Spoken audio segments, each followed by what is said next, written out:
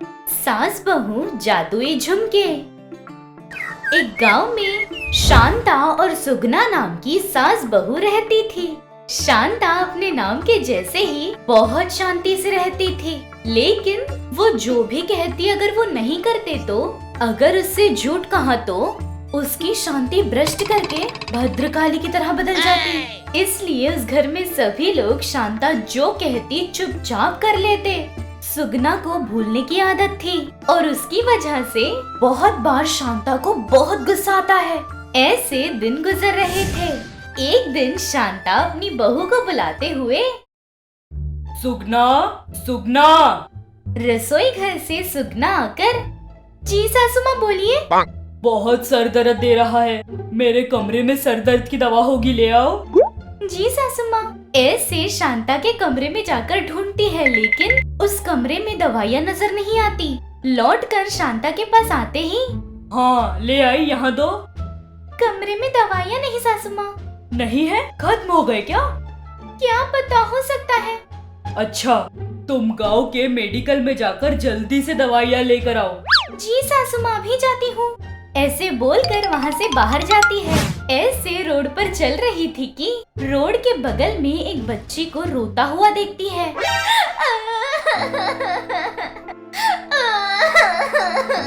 वो देखकर सुगना, बेचारी ये बच्ची यहाँ अकेली बैठकर रो रही है, उसके घर वाले भी आसपास नहीं।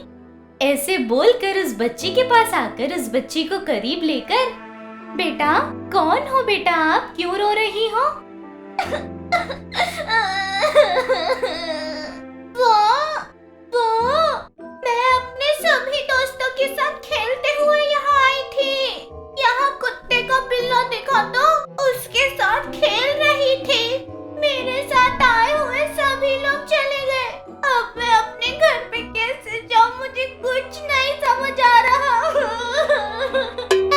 अरे अच्छा, कोई बात नहीं। कहाँ रहती हो बोलो, मैं तुम्हें अपने घर तक छोड़ दूंगी। मेरा घर वहीं पर। वहीं बेटा, कहाँ? वहीं पर। कहाँ बेटा? वहीं पर। ऐसे जितनी भी बार पूछती वहीं पर कहती, लेकिन बताती नहीं। सुगना को क्या करना है समझ नहीं आता। कुछ देर विचार करके, अच्छा माँ पापा का नाम क्या है? मेरी माँ का नाम मम्मी, पापा का नाम डैडी। ऐसे कहते ही सुगना इस बच्ची को तो अपने माँ पापा का भी नाम याद नहीं, क्या करें? ऐसे बोलकर उस बच्ची के कपड़े में कोई पॉकेट्स है क्या देखती है। उस बच्ची के पॉकेट में एक चिट्ठी नजर आती है।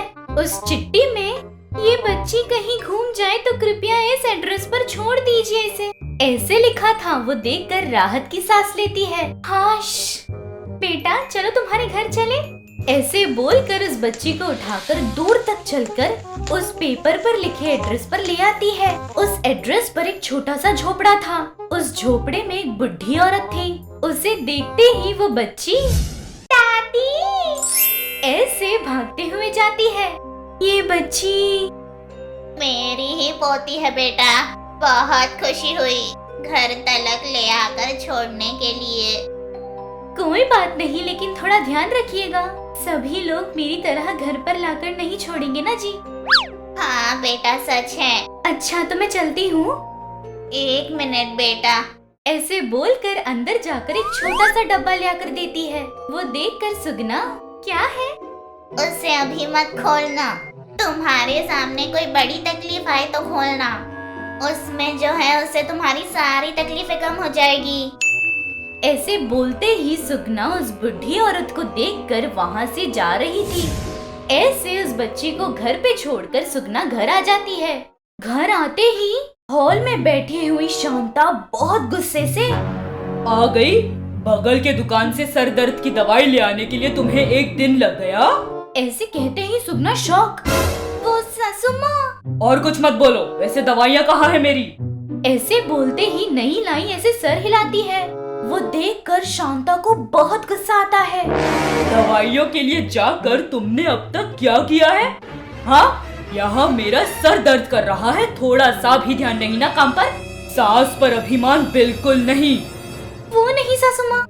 कुछ नहीं कहना, बताया हुआ काम पूरा नहीं किया और अभी बहाना दे रही हो तुम। अब तक के कितनी बार हो चुका है ये? हाँ, जाने तो कहकर सारी गलतियां माफ करके तुम्हें घर पर रखा ना, वही सबसे बड़ी गलती थी मेरी। जाओ यहाँ से चली जाओ, मेरी बात की कोई इज्जत ही नहीं तुम्हें। इस घर में तुम्हारे लिए कोई जगह नहीं, जाओ यहाँ से। ऐसे बहुत जोर से चिल्लाती है। उसकी बात न सुनकर उसे बाहर जाने कहकर वो खुद अंदर चली जाती है। सुगना सास की बात को न टालते हुए वहाँ से बाहर आ जाती है। रोते हुए रोड पर चल रही थी। ऐसे चलते चलते गांव के बाहर एक बरगद के पेड़ के पास आती है। चलते चलते थक कर उस पेड़ के नीचे बैठकर, मैं क्यों भूल गई, वो मेरी बात सुनने पर ही पता चलेगा ना मैं गलत थी या सही थी। अब मैं क्या करूं? अब मैं क्या करूं? कहाँ जाऊं? ऐसे अपने आप में उदास हो रही थी कि बच्ची की दादी का दिया हुआ बॉक्स याद आता है। तुरंत वो डब्बा हाथ में लेकर, तुम्हें कोई तकलीफ आएगी तो ये डब्बा खोल कर देखना, तुम्हारी तकलीफें चली जाएंगी, ऐसे कहा था ना उन्होंने। वैसे इसमें है क्या, देखते हैं। ऐसे कहकर वो डब्बा खोलती है। उस डिब्बे में झुमके थे। वो देखकर, ये झुमके हैं, ये मेरी तकलीफें क्या कम करेंगी? हाँ। ऐसे बोलकर उन झुमकों को हाथ में लेकर यहाँ वहाँ घुमाकर देख, मैं लगा कर देखती हूँ। ऐसे बोलकर वो झुमके लगा लेती है। लगाकर, क्या हुआ? कुछ नहीं हुआ। मेरी तकलीफ ऐसे ही है, मेरी भूख भी ऐसे ही है। ये झुमके पहने हैं तो मेरी भूख मिट जाएगी क्या? मेरे सामने तरह तरह का खाना प्रकट हो जाएगा। ऐसे बोलते ही उसके सामने तरह तरह का खाना आ जाता है। वो देखकर सुगना शॉक, क्या है ये? ऐसे सोचने पर ही मेरे सामने इतना सारा खाना आ गया। मतलब जो सोचूंगी वो होगा। और एक बार देखती हूँ। ऐसे बोलकर आसपास देखती है। थोड़ी दूरी पर एक पेड़ नजर आता है। उस पेड़ पर बहुत सारे आम थे। वो देखकर, मुझे अभी वो आम चाहिए। ऐसे आंखें खोलती है। आंखें खोलकर देखते ही उसके सामने आम थे। वो देखकर सुगना जो भी हो रहा है इस झुमके की वजह से हो रहा है ये समझ जाती है। मतलब ये झुमके मेरी सारी तकलीफें मिटा रही है। तो मेरी सासू माँ को मैं दवाइयाँ क्यों भूल गई ये पता चलना चाहिए। पता चलने पर वो खुद मेरे पास आनी चाहिए। ऐसे सोचती है। ऐसे सोचते हुए उठकर, जादुई शक्तियों से खाना आएगा लेकिन सासू माँ बदलेंगी क्या? ये तो नामुमकिन लगता है। मुझे ही जाकर उन्हें सब कुछ बताना होगा। ऐसे बोलकर बगल में मुड़ती है। थोड़ी दूरी पर से उसकी सास को आता देख आश्चर्य होकर वही रुक जाती है। शांता बहू के पास आकर, क्या खोई हुई बच्ची को घर तक छोड़ने गई थी, ऐसे एक बार कह सकती थी ना। इतना अच्छा काम करने पर तुम्हें घर से क्यों भगाऊंगी, बोलो। सासू माँ। अब कुछ मत बोलो, चलो घर। ऐसे अपनी बहू को लेकर घर जाती है। ऐसे सुगना उन जादुई झुमकों की मदद से अपनी सास को बदलकर खुशी से रहती थी।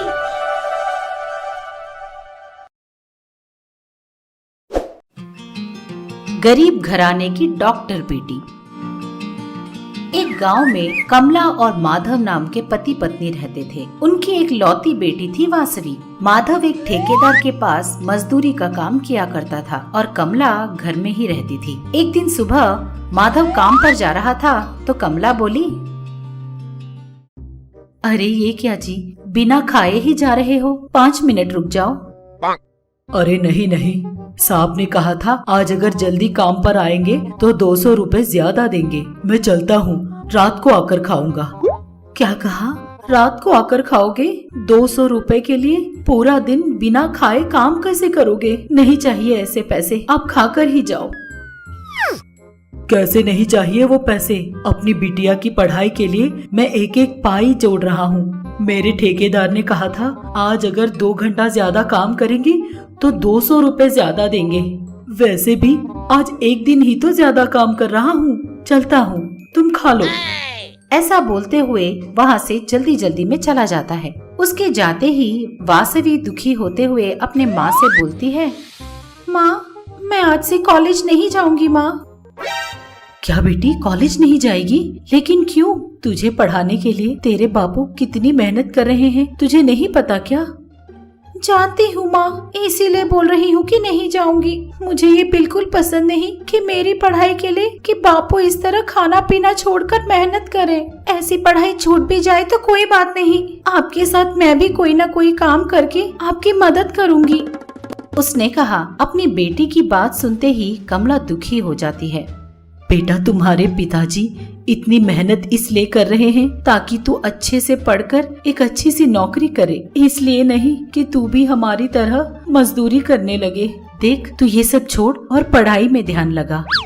उसने कहा। वासवी बिना कुछ बोले चुपचाप वहाँ से चली गई। दिन बीतते जा रहे थे। एक दिन वासवी अपने कॉलेज से घर आते आते रास्ते में वासवी के साथ पढ़ने वाली कीर्ति भी उसके साथ आई। वो अपने दोस्तों के साथ मिलकर वासवी के आड़े खड़ी हो गई।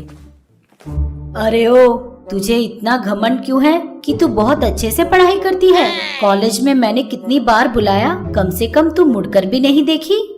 वैसे भी तुझ जैसी मजदूरी करने वाले लोगों को पढ़ाई की क्या जरूरत?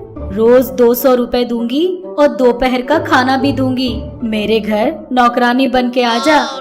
इस तरह बोल रही थी तो उसके सारे दोस्त जोर जोर से हंस रहे थे। वासवी बिना कुछ बोले अपने घर रोते रोते भागने लगी। दूर से बेटी को रोता हुआ देखकर कमला बोली,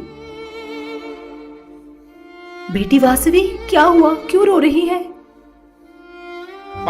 माँ, मैंने तो पहले ही कहा था, मुझे ये पढ़ाई और ये कॉलेज नहीं चाहिए। कोई न कोई काम दिलवा दीजिए, मैं आपकी मदद करना चाहती हूँ। लेकिन बेटी, हुआ क्या है? बाहर का समाज जैसा आप सोचती हैं वैसा नहीं है माँ। वो चाहते हैं कि किसान के बच्चे किसान बने और मजदूर के बच्चे मजदूर। पगली कहीं की। आज तक जितने भी लोगों ने करोड़े कमाए हैं ना, उन्होंने पहल तो 1 रुपए से ही की होगी। 100 कदम भी चलना हो तो पहले कदम से ही शुरू करना पड़ता है ना बेटी। तू तो पढ़ी लिखी है, क्या इतना भी नहीं जानती? किसी ने कुछ कह दिया तो तू पढ़ाई ही छोड़ देगी। जिन जिन लोगों ने तुझे चिढ़ाया है और सताया है, उन्हें अपने आप को साबित करके दिखाना होगा बेटी। इस तरह बोल रही थी तो वासवी, माँ, मेरा भी मन है कि मैं खूब मेहनत करके पढ़ाई करूं और जिन भी लोगों ने मुझे चिढ़ाया है उन सबको मैं सबक सिखाऊं। लेकिन कैसे? मेरी पढ़ाई के लिए खर्चा भी तो बहुत ज्यादा होने वाला है ना माँ। तू डर मत बेटी, आज तक तेरे पिता ही कमाते आ रहे हैं, लेकिन आज से मैं भी कोई ना कोई काम ढूंढ लूंगी। तू बस अपनी पढ़ाई पे ध्यान दे बेटी। इस तरह उसने अपनी बेटी को समझाया। वासवी भी अपनी माँ की बात मानकर अंदर चली जाती है। उस पूरे रात को कमला अपनी बेटी की पढ़ाई के बारे में ही सोच रही थी। क्या करूं, पैसे कैसे कमाऊं, बस यही सोचे जा रही थी और सो गई। अगले दिन माधव जब काम के लिए निकल रहा था तो उसने अपनी बेटी के साथ हुई सारी बात माधव को बताई। सारी बात सुनकर माधव बोला, अब हम क्या करें? मैं भी आपके साथ कोई ना कोई काम कर लूंगी। कोई ना कोई मतलब कौन सा काम? मैं भी आपके साथ मजदूरी के लिए आ जाऊंगी। तेरी तो तबीयत भी ठीक नहीं रहती, धूप में काम कैसे करेगी? नहीं नहीं। देखिए, तबीयत के बारे में सोचकर बच्ची की पढ़ाई तो नहीं रोक सकते ना, कुछ न कुछ तो करना ही पड़ेगा। आज से मैं भी मजदूरी करूंगी। इस तरह बोलकर माधव के लाख मना करने पर भी उसके साथ मिलकर काम पर जाने लगी। अब कमाई दुगनी हो चुकी थी। बेटी की पढ़ाई भी बिना किसी रोक टोक के चल रही थी। दिन बीतते गए, देखते ही देखते 5 साल बीत गए।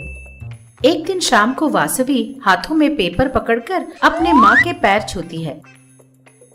माँ, 5 साल से आप जो मेहनत कर रही थी उसका आज फल मिला है माँ। आपकी मेहनत बेकार नहीं गई। अब आपकी बेटी एक डॉक्टर है। मैं एग्जाम्स में स्टेट फर्स्ट आई हूँ माँ। इस तरह बोल रही थी तो कमला की खुशी का तो ठिकाना ही नहीं रहा। उसने अपनी बेटी को गले लगा लिया और उसकी प्रशंसा करने लगी। माँ, आज से आपको और पिताजी को मेहनत करने की जरूरत नहीं, मैं आपका देखभाल करूँगी। उसने कहा। वादे के मुताबिक वासवी एक हॉस्पिटल में प्रैक्टिस शुरू कर देती है और अपने माँ बाप को बहुत अच्छे से देखभाल करती है। वासवी का हाथ बहुत अच्छा था। जितने भी बीमार लोग वासवी के पास आते थे, सब लोग उसकी प्रशंसा किया करते थे। एक दिन कीर्ति, जिसने वासवी को पढ़ाई के दिनों चिढ़ाया था, एक एक्सीडेंट में पैर टूट जाने की वजह से वासवी के हॉस्पिटल आती है।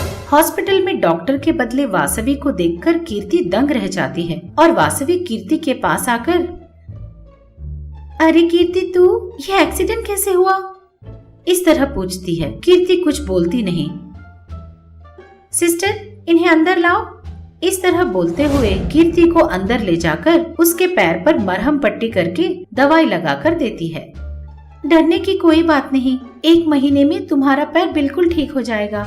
इस तरह बोलकर वो दवाइयाँ लिख कर देती है। कीर्ति उन दवाइयों की पर्ची को लेकर वासवी को ही देखते जा रही थी। जब वासवी को ये पता चला तो उसने कहा, अरे तू मुझे ही क्यों देखती जा रही है? क्या सोच रही है कि मैं सचमुच की डॉक्टर हूँ या इस हॉस्पिटल में सफाई करने वाली औरत सफेद कोट पहनकर बैठ गई हूँ? डरने की बात नहीं, मैंने MBBS किया है। उस दिन तूने कहा था ना कि मेहनत मजदूरी करने वालों को पढ़ाई करने की क्या जरूरत? मेहनत मजदूरी करने वाले हो या रास्ते में भीख मांगने वाले, कोई भी अगर अच्छे से पढ़ाई करेगा तो अपना नाम जरूर ऊंचा करेगा। ऐसा कहीं पर भी नहीं लिखा हुआ है कि पढ़ाई केवल अमीर लोग ही कर सकते हैं। पढ़ाई तो सबकी होती है। ये बात गलत है कि केवल पैसे वाले ही पढ़ाई कर सकते हैं या सिर्फ उन्हें ही पढ़ना आता है। हर दिन बस 2 वक्त का खाना खाकर मेरे माता पिता ने मुझे पढ़ाया लिखाया है और आज मैं डॉक्टर बनी हूँ, और तू हर दिन पिज्जा और बर्गर खाकर पढ़ाई की और एक मजदूर की बेटी के पास इलाज करवाने के लिए आई हो। देखा तूने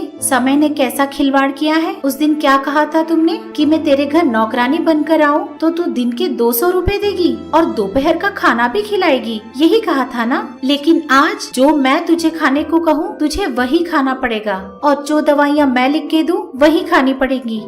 इस तरह वासवी बोल रही थी तो कीर्ति को अपने किए पर बहुत पछतावा होता है। मुझे माफ कर दे, पैसों के घमंड के वजह से। इस तरह बोल रही थी कि तभी वासवी ने उसे रोका और कहा, अरे नहीं नहीं, माफी मत मांगो। अगर तुझ जैसे लोग नहीं होंगे तो मुझ जैसे लोगों को और ज्यादा मेहनत करने की प्रेरणा कहाँ से मिलेगी? एक तरफ से देखा जाए तो तुम भी मेरी जीत का कारण हो, इसीलिए मुझे तुम पर बिल्कुल गुस्सा नहीं है और इसीलिए मैंने तुम्हारा इलाज भी किया है। अब जाओ और अपने पैसों के घमंड को तोड़कर खुश रहो, उसने कहा। कीर्ति रोते हुए वहाँ से चली जाती है। आप सबको प्रणाम। मैं आप सबकी मनपसंद सास हूँ। हाय, और मैं आप सबकी चहेती बहू हूँ। अब से आप लोगों का मन बहलाने के लिए और आप लोगों को खुश करने के लिए हम महा टीवी के साथ आप लोगों से मिलने आ रहे हैं। तो अब देर किस बात की, अभी हमारे चैनल को सब्सक्राइब कीजिए। नोटिफिकेशन के लिए घंटी बजाना ना भूलिए। आपको सास पसंद है या बहू पसंद है? कमेंट्स में जरूर लिखिए। देखते रहिएगा महा टीवी।